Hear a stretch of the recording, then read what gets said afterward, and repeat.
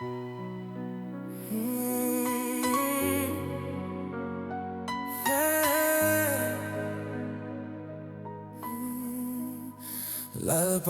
local i henga LO KIR E min hemla min muanro kalalek sandam tu LO KIR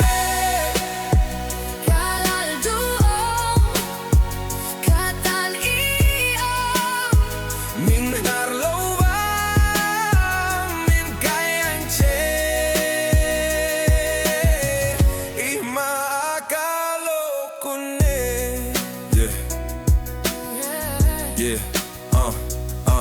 Kapa may damro until tiyan shelo di in Kovel sualta ng ensak Nang laypay tang cross lera Akin tatiya auvin Timam tenan Inaropoy minlan Kanhena Omreng mintiam L'alpaca local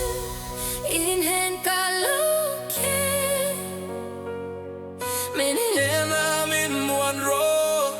kalalay sandam tu